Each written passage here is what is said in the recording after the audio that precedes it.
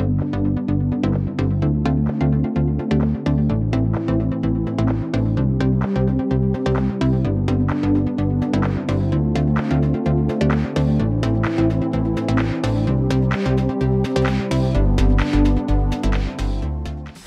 and welcome to Maxim Foods Inside Track.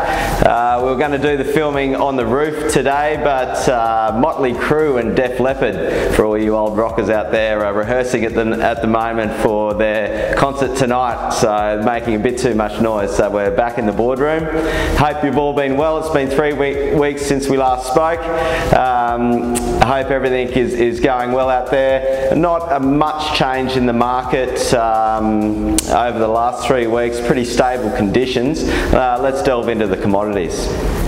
Let's have a look at full cream milk powder. So we saw our first negative result over the last 4 events, negative 2.7% on the GDT last night.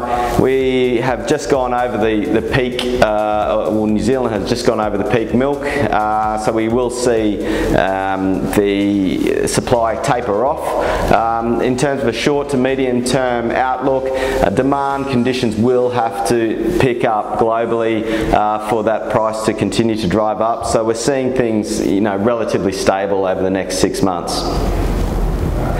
Having a look at skim milk powder, so we saw a positive result last night, which was quite unexpected. The futures market had seen skim tapering off in price.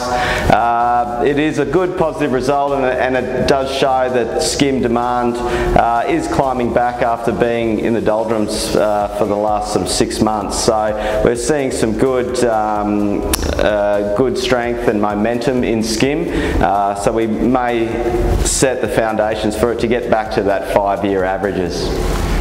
Having a look at butterfat, so we saw AMF go up another 3% last night, so some good strong demand over the last 2 to 3 months on AMF is seeing that pricing strengthen. This is probably forecasted to continue as New Zealand milk does begin to taper off. In terms of butter, we are seeing still very bullish conditions in the EU and then also in the US with butter pricing, which has been driving the Kiwi price, or Kiwi and Australian price, up as well. We did see a bit of a glitch there last night in the GDT with a minus result. That still fundamentally though seems as though there is some strong demand in the next short to medium term, so we should see pricing hold and firm.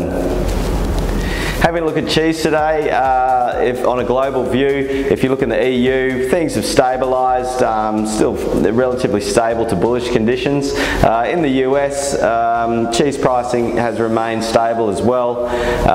If we look over to New Zealand, Australia, we have seen in recent times some softening in demand of retail and food service. That has recovered. Obviously it is the busy time of the year with St. Nick only a couple of weeks away, but we do see good signs of recovery in demand in Australia and New Zealand for cheese, which has stabilised pricing here. Finishing off with whey powder, so we've seen sweet whey powder increase in the EU pricing wise with an uptick in demand. In terms of proteins, still the EU and European market really driving that pricing recovery from the last 6 months. So particularly in WPC, we're seeing some really good global demand, and we've seen that pricing correct quite rapidly. Thanks very much for listening to today's Inside Track. Hope you have a great fortnight, and we'll see you again soon.